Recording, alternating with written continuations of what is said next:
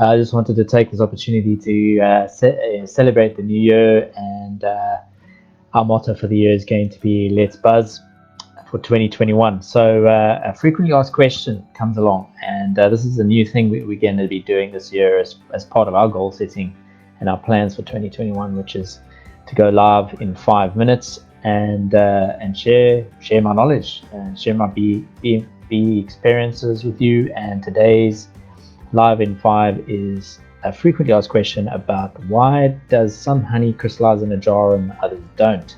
So this is a question that a lot of people ask, consumers, beekeepers, beginners, all walks of life, and it's rather simple really, but something that a lot of people obviously aren't aware of. So here we go. I'm going to share with you exactly what the reasons are that some honeys crystallize in a jar and others don't.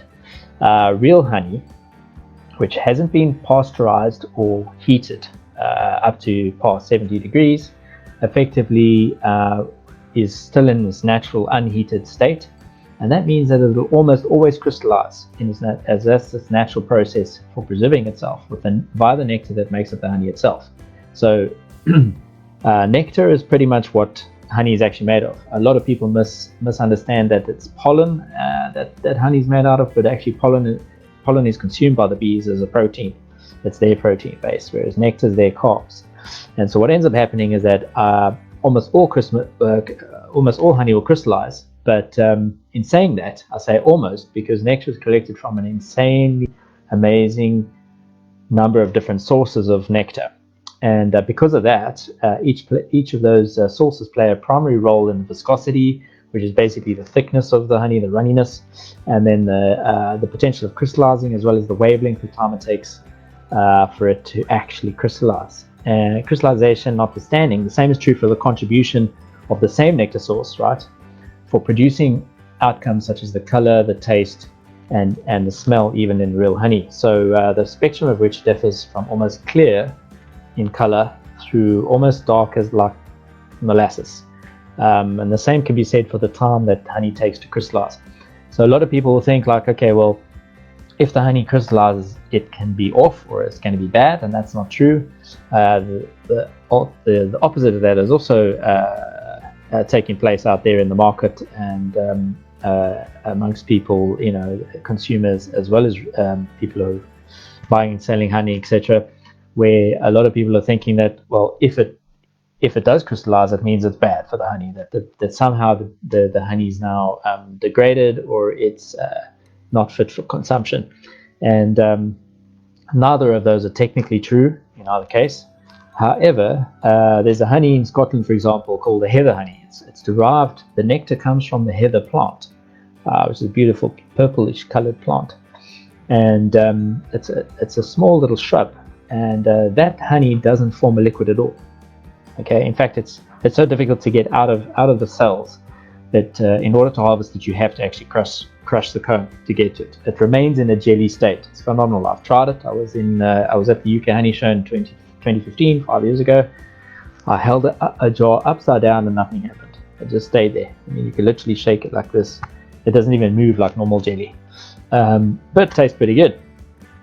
I've also recently discovered that the same honey through making mead is awesome, because it can actually also have psychedelic effects. So big smile on that, wink wink.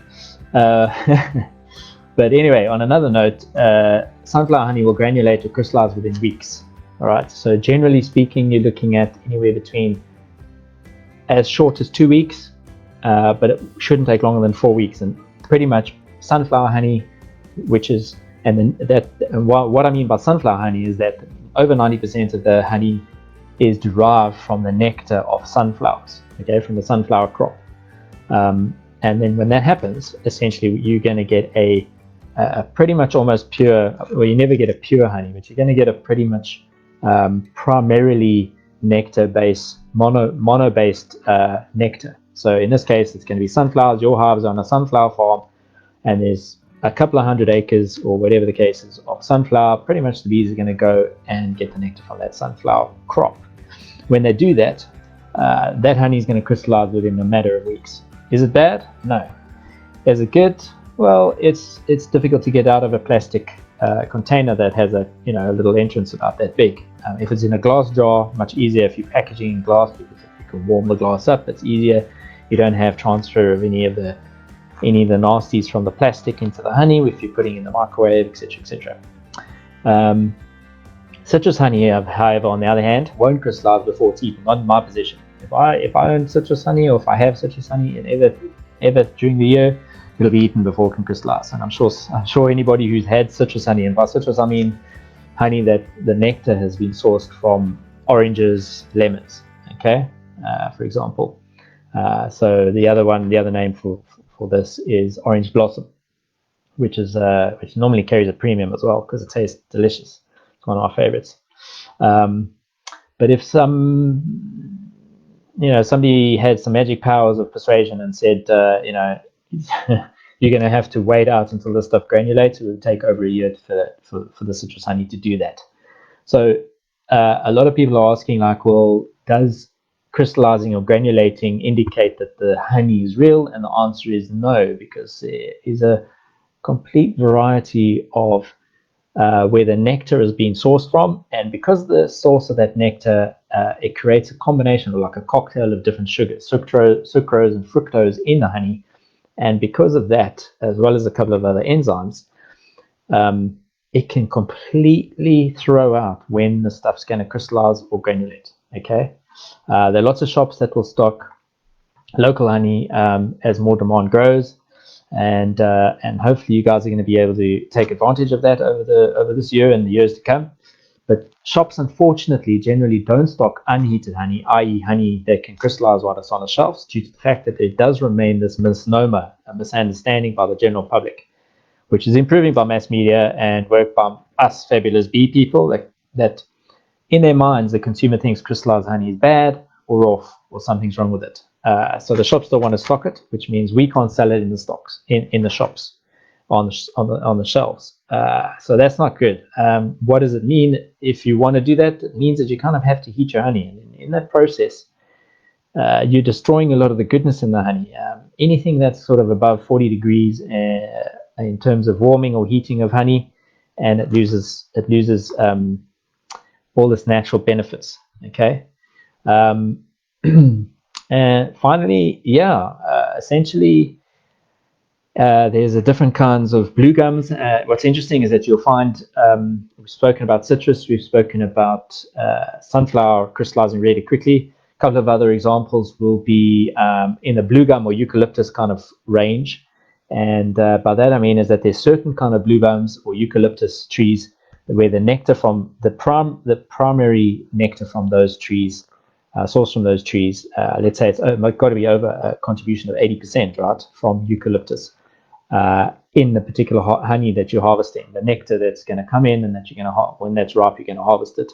When that comes in, there's some trees, and there's over 160 varieties of trees in Australia at least, and in South Africa there's probably about 80 at the moment, between 60 and 80 different varieties of eucalyptus available throughout Southern Africa. And the cool thing is that here's another example, right? Some of the eucalyptus will also granulate within a couple of months, right? But there's other eucalyptus honey that will granulate or crystallize only 2, 3, 4 years later. Now there's a number of honeys that won't crystallize for years, 3, 4, 5 years. And as I said, there's this specialist honey from Scotland actually that called heather honey that pretty much doesn't crystallize at all. It stays in a jello state, and that's it. That's how it stays, until it's eaten, of course. and it tastes pretty good.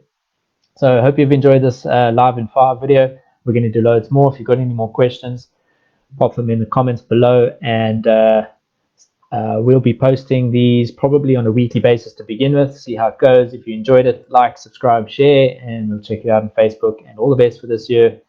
Let's buzz and let's get out there. Ciao.